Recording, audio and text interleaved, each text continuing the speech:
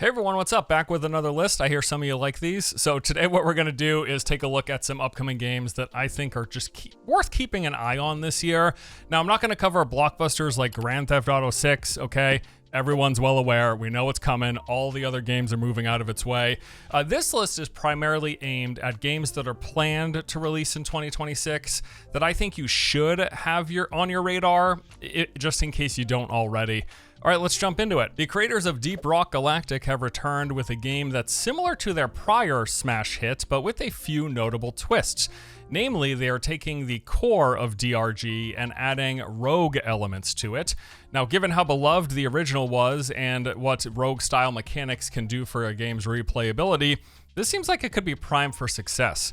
In fact, the developer Ghost Ship Games said of the game, the main difference is the roguelite game structure. In short, this means that you start each mission with only the most basic equipment and you collect random upgrades, gear, and abilities as you go. This makes for a lot of variety in your build and the potential for extremely powerful upgrades and synergies. In Rogue Core, the difficulty will also increase drastically as you progress in a mission, contrary to Deep Rock Galactic, where the difficulty is more consistent from mission start to mission end. We'll be taking on the mantle of the Reclaimers, which is DRG's elite security force, diving deep into mines with a fresh set of tools, getting to play with a new arsenal of advanced weaponry, equipment, and biomedical enhancements. The game's levels consist of a mix of procedural and handcrafted environments. Once more, you start each mission with only your pickaxe and then collect new guns, gear, upgrades as you progress, with things getting more difficult along the way. There are bigger progression systems as well. You got class customization, character advancement, and endless potential build combinations for you to play with while venturing through the game's infinite depth of procedurally generated caves. I am quite looking forward to this one, and best of all, it's coming out very soon. Rogue Core will be launching on May 20th. It's coming to Steam Early Access,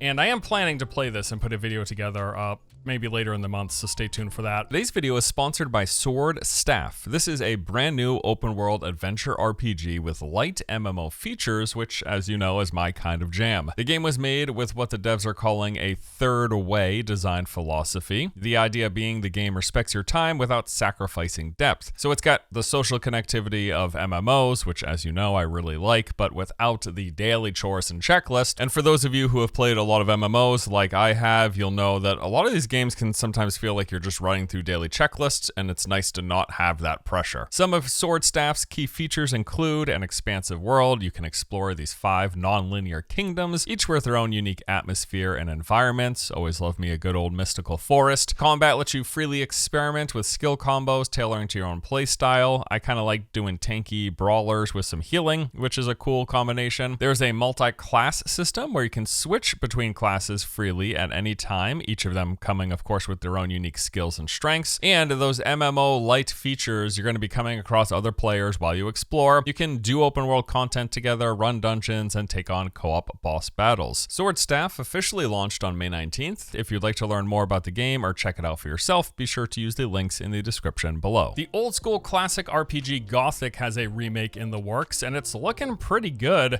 This new version aims to remain faithful to the original while updating the game's visuals, adding some more modern quality of life, along with new additional content throughout the world. I don't believe I ever played the first game. I don't remember anyways when it launched back in 2001, but I have heard a lot of good things about it over the years, so this looks like a nice opportunity to give it a shot.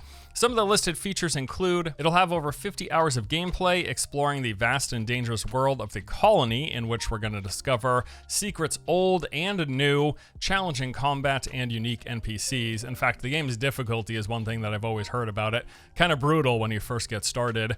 It's a dynamic world where the NPCs will be going about their daily lives, working, sleeping, eating, and just trying to survive. It features a branching story. We'll be asked to choose which of the 3 main factions to align ourselves with, which will put us at odds against the others.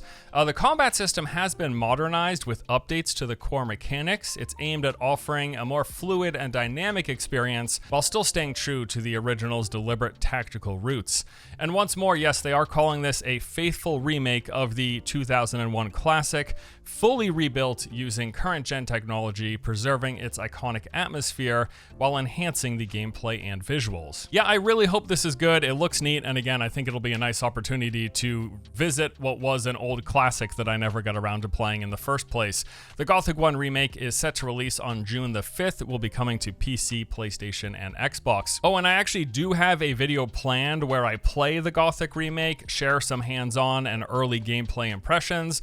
That video should actually be live on the channel prior to this one going live, but I'm not playing it until after this video has been recorded. The timeline just ended up sort of strange, but that's how it worked out. So yeah, I'm going to be playing this. It'll already be on the channel by the time you're watching this if you want to give it a look. What if they made a game like The Witcher, but where you play as a vampire? Well, that is pretty much exactly what The Blood of Dawnwalker is, to the point where the studio making the game, Rebel Wolves, actually consist of many ex-Witcher developers, and they are not shying away from the similarities or the comparisons, saying in a recent interview when asked, "I'm really comfortable. I feel really confident about our game. We're already past friends and family testing and focus test at professional companies, and the feedback is really good." Now, the internal reception and testing aside, the online reception to the gameplay trailers has been also really good, and I will say personally, I think this looks fantastic. So the Witcher comparisons aside, the game is also absolutely doing its own thing. It's described as an open-world dark fantasy action RPG set in 14th century Europe. You play as Cohen, who is human by day and vampire by night. The story drive here is that you're fighting to save your family, having to make decisions that impact how all of that plays out in the process. So the game features a day-night cycle, each of which come with their own gameplay loops. During the day, yes, you're a regular old human just walking around town, talking to NPCs, doing some basic tasks, and searching for answers. Then come nighttime, your vampire powers kick in, and it's a whole new game. You'll be sprinting up the sides of castle walls, teleporting across rooftops, and sucking the blood of the villagers you were chatting up only a few hours prior. Your decisions, both during the gameplay and in dialogue, will have a big impact on the world. Even the things you decide not to do, like maybe someone tells you that their family's in danger and asks you for help, but should you not bother, or if you don't get around to it in time, there will be life or death consequences. In fact, the developers go as far as to say you will not have time for everyone, so expect some bad outcomes pretty much no matter what you choose to do. The combat is melee focused with the addition of supernatural vampire powers and some magic. You're going to have some choice here in what parts of your combat toolkit you focus on and use, and then also, as mentioned, you'll have access to different things depending on the time of day and if you're in your human or vampire forms. And also, it is a fully open world game with what looks to be a solid mix of locations. We'll be roaming through lush forest, vast plains, treacherous swamps, steep mountaintops, and medieval settlements. And then you've got cool dungeon diving stuff like going through forgotten ruins and the remnants of ancient civilization. Plenty of spooky vampire-themed locations too. Yeah, man, this looks awesome. I cannot wait. The Blood of Dawnwalker is set to release on September 2nd, coming to PC, PlayStation, and Xbox. Phantom Blade Zero is an action RPG all about high-speed martial arts combat. They've released a few videos giving us a look at the game in motion, and I've been pretty impressed. The combat in particular looks fluid and zippy. Again, it's kind of on the faster pacing side of things, where you're mixing attack combos, weapon swapping, using special abilities, and defensive maneuvers. A lot of mobility in here too, dashing around enemies in the environment, attacking from multiple angles while avoiding being hit with your parries and dodges. They said the game's got over 30 weapons, each have their own playstyle and abilities, and defeating bosses will actually let you obtain their weapon as well as any of their signature techniques. I love it when games do this. We'll fight against some crazy boss where they do some insane stuff, and then we get to kind of mimic those actions with the weapons that they drop. That's really cool. Also, in some of the gameplay, we've seen things like stealth takedowns, puzzle solving, some interesting traversal with wall running, some cool enemy designs and variety in here, along with some of the expected boss battles that have their own mechanics and phases. Now, over on the Discord channel, I was poking around and I found a dev Q&A. We learned a couple of things from that. We do know that the game is going to have different difficulty settings, so you can just cater to your preferred challenge. And during the aforementioned gameplay trailer that we've seen, they said that this was set at the average difficulty. And the world itself is more linear in structure, inspired by multi-level design maps like Souls-like games. So it's not going to be an open world. Rather, you're going to actually be moving through these tightly crafted maps, hallways, rooms, and combat combat arenas.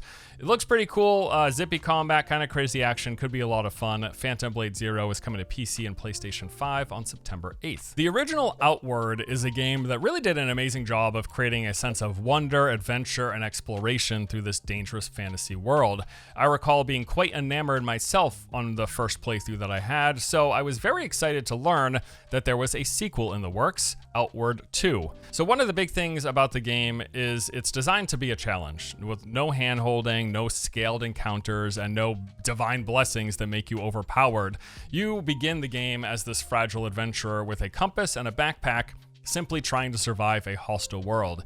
You need to tend to things like your hunger, thirst, exhaustion, and even dressing properly for harsh weather conditions. It is a fantasy game, so you've got different weapons with different movesets. There's all sorts of armor with various benefits and drawbacks. And again, you start out as a commoner. You've got no special traits or magical affinities, but over time, as you explore, as you discover new things, you're also going to come across trainers who can teach you from a wide array of magic schools or various types of martial arts, melee, range combat, all sorts of different playstyles, all the fantasy stuff you expect. And this is very much a game of weighing out the pros and cons, with most every system having an impact on your character for positive and negative. What you eat and drink, the type of tent you sleep in, the backpack that you wear, all of these things will alter your character's capabilities. The foes that you face will outclass your character in every single sense. Anything really beyond the most basic of enemies requires preparation before you engage. You'll want to assess the environment around them, place down traps, drink potions, prepare spells, apply poisons to your weapons, and make sure you've got on the proper gear. They have said that they've improved combat in Outward 2, making it more flexible and responsive. You're going to have the typical array of action combat, attack options, and defensive moves. There is a wide range of weapons, and you're able to mix and match wielding weapons in each individual hand. Mistakes in the game are punishing. If you go down in combat, you get knocked out, and this can result in permanent debuffs, or you could be robbed by bandits that pass by when you're KO'd. Maybe if you're lucky, a kind soul takes you in a cart back to town, but don't count on it. And they've also said they've got a hardcore mode where every defeat has a 20% chance of permanently deleting your game save file. It's not even just like, they didn't just delete your character, they delete the whole file off your computer. That's hilarious. The game's going to support online and split screen co-op. There is no matchmaking, which makes sense in a game this punishing. You don't want to be playing with randoms. And there will be 3 unique starting locations, those being the Northern Mountains, Underground City, or spawning out in the wilderness. And lastly, just like the first game, your backpack actually plays a big role in your adventure. It's almost a character in and of itself. You'll have to manage its weight carefully as this impacts movement, and a lot of times in combat, you're actually best off placing your backpack on the ground so as to be more nimble, because you are a bit more encumbered with it on. And they've got different bags with different pros and cons. There are ones that affect you less in combat, so you don't have to put them down, but they've got way less carry capacity. Again, all sorts of different positives and negatives. Yeah, man, I had a blast with the first game. I'm stoked to see some of the additions coming here in the sequel. This should be a lot of fun. Cannot wait. Outward 2 is set to release in the third quarter 2026 for PC, and they've got a console release planned for sometime later, although no window set as of yet. You know, there's been no shortage of Souls-like games over the past 10 years, titles that look to take the formula popularized by FromSoft and add their very own twist. But we've not seen a lot of games where the twist was it's a first-person game, but Valor Mortis is attempting just that. You play as a soldier awakened after death on the battlefield during the Napoleonic Wars. But the world is not as you remember. A plague sweeps the continent. Somehow you are still alive and able to wield its corrupting powers. So the game's combat is a mix of melee and range. You got parries and dashes, as well as finishers across a variety of weapons, with the core inspiration once more being the Souls-style combat formula, just from a first-person perspective. There's gonna be a fair bit of traversal in here as well. The studio making this is actually the same company who made the Ghost Runner games, and they're gonna be incorporating a lot of the parkour action that they learned from those games into Valor Mortis. You've got grappling, wall running, and even manipulating the terrain to give yourself better positioning. There are progression systems as you collect resources that let you enhance attacks and unlock new supernatural abilities, and we'll be exploring linear levels with branching paths to take us through an alternate history 19th 19th century Europe, in the process battling ghouls, larger-than-life bosses, and uncovering the mysteries behind the plague. Really neat. Once more, I'm going to be curious to see how this Souls formula actually works in a first-person perspective. If nothing else, I think the setting and premise are pretty cool in this game. Valor Mortis is set to release sometime in the fall 2026, coming to PC, PlayStation, and Xbox. The Metro series gets its next installment this year with 2039, and it is looking to take an already dark setting and theme and crank the intensity up to 11. This initial reveal trailer was rather intense, but hey, that's Metro for you. As the name implies, the game is set in the year 2039. For a quarter of a century, the last survivors of the nuclear war had been locked in a conflict deep in the Metro tunnels beneath Moscow. But now, everything's great. They're united by a leader, a Spartan known as Hunter. However, things aren't so swell and dandy, with the Hunter's regime ruling through propaganda and fear, rallying them in a war for the surface. We will be playing as the reclusive stranger haunted by nightmares who has to undertake a journey into the shattered ruins of Moscow. They are calling this, quote, the most shocking Metro adventure yet. That's saying something. With a powerful single-player story that weaves exploration, survival, combat, and stealth across a hauntingly beautiful but deadly world with unparalleled immersion. These games are cool as hell. Immersion is a fantastic word for it, and the series has pretty much been a surefire bet, averaging 80s to 90s. I've loved every one that I've played. So yeah, if you're interested in exploring a post-apocalyptic world full of terrifying creatures and even worse humans, with some neat survival horror mechanics on top, Metro most likely has you covered. Metro 2039 is set to release in the winter 2026, coming to PC, PlayStation, and Xbox. Next up is Fatekeeper. This game looks absolutely sick. It's a first-person RPG set in this handcrafted dark fantasy world, and man, it's a looker. I just love the visual presentation here, the art direction, and the lighting and the character models and animation. It all looks so good from the gameplay footage that we've seen. So what kind of game is this? Well, from what they've said, it appears to be really heavily combat focused with some exploration through this handcrafted environments. And I'm 99% sure it's a linear game and not an open world. In fact, they specifically say, while Fatekeeper follows a focused narrative path, the world invites exploration. And from the gameplay we've seen, it does look like we'll be moving through what are mostly linear levels, maybe with some branching paths here and there and areas that open up. In the process, exploring ancient battlegrounds, underground caverns, serene forest, and crumbling sanctuaries, all of which reward curiosity with hidden lore, forgotten relics, and unexpected encounters. In the process, we're going to be fighting all these fantasy bad guys, collecting loot, leveling up, getting weapon upgrades, all of that jazz. The combat is a mix of melee and magic. As we engage with enemies, we'll have to learn their attack patterns and strike at their weaknesses. It's got progression systems, including pick and combat styles, attributes, and spell schools, supporting a variety of playstyles that balance strength, precision, and sorcery. And it's a loot game, with there being weapons, armor, and artifacts to collect, with all sorts of fun perks and special abilities. Yep, this looks awesome. I cannot wait. While the Steam page doesn't actually have a release date listed currently, in THQ Nordic's press release, they did say that the game will launch on PC.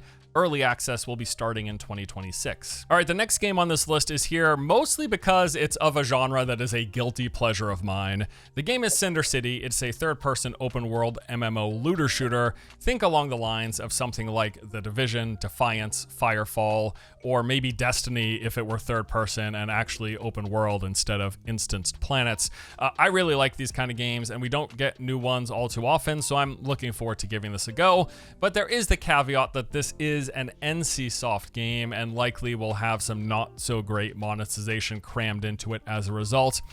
Maybe this time they don't, though. We'll see. As for the game itself, once more, open world third-person shooter. You go around completing quests, participating in events, taking out enemies, and collecting loot. They're going to have seamless exploration with no loading between zones. It all takes place on this alternate reality version of Seoul, South Korea. This will include a mixture of city spaces, wilderness, outdoor, and indoor environments, all with this touch of sci-fi cosmic horror. You'll be fighting an assortment of enemies, factions of cyborgs, hostile humans, and zombie-like creatures. The game's world is said to be roughly 8 square kilometers with all of your typical MMO activities, events, and points of interest. Now, currently, they are focused mainly on PvE, with there being public events, dungeons, and raids. They're fleshing out the world, adding different types of content, the loot chase, and power progression. However, they do have plans for PvP, but they've kind of kept it under wraps for now. In terms of other players, yes, it's a shared space, an MMO. In fact, they say that this 8 square kilometer city is supposedly going to support up to 500 players simultaneously on a single server, with 5 to 10 times that number of PvE enemies on the map as well. I hope it doesn't run terrible, because that's a lot of players and a lot of PvE enemies in a single instance. I'm sure they're doing some sort of meshing stuff where different areas are like you're loading but not seeing loading screens. But anywho, we'll see how this works. Beyond it being a third-person shooter with all the standard assortment of weapons, they've also got tons of tech-themed abilities and magic. You've got invisibility cloaks, scouting drones, gravity grenades, missile launchers, aimbot ultimates, jetpacks, bullet-deflecting bubbles, and much more that we've seen thus far. And it's going to actually incorporate a lot of vehicles. We've seen trucks, helicopters, and motorcycles. On top of that, there are mechs in the game, different sizes with different capabilities. Yes, I am absolutely excited to play this, as once more, it's a genre mashup that I personally love, but I am not holding my breath when it comes to the monetization. I expect typical NCSoft MMO microtransactions, which is just about everything. Like Guild Wars 2 is probably the best NCSoft game when it comes to how they monetize, but all of their, a lot of their stuff is pretty rough, and some people don't even like the monetization in Guild Wars 2.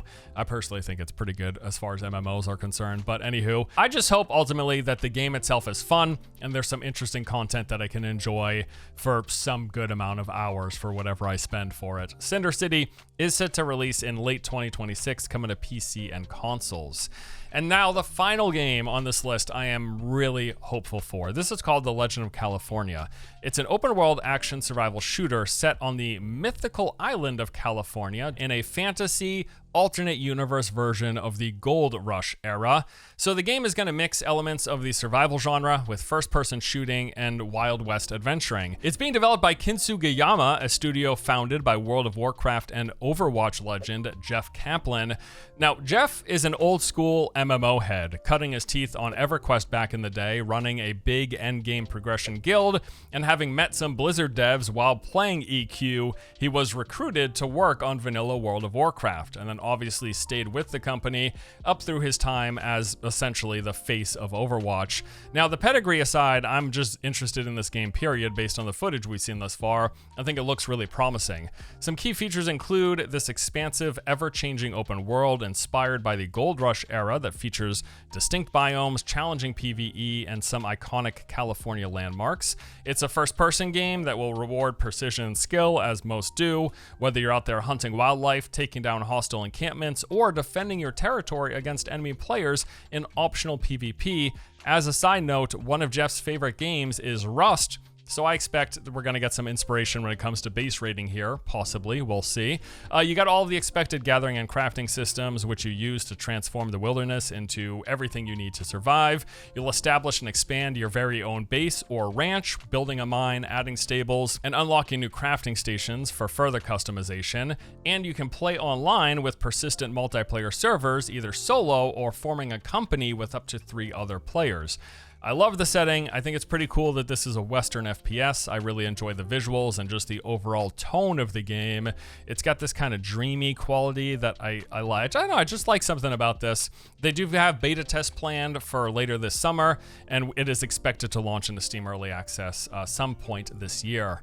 All right, that is all for today's video. Now, each of these games I'm quite looking forward to playing this year. Hopefully you found something new to add to your list. I know, of course, there are many, many, many other games we will be playing and enjoying in 2026.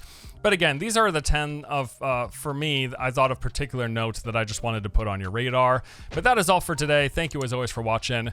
Let me know below what other games, because I'm sure there's a long list of games that aren't on this list that you're also thinking are good coming out in 2026. And that we should know about. Let us know. Do the YouTube engagement thing. Leave a comment. Thanks, guys. I'll see you in the next one.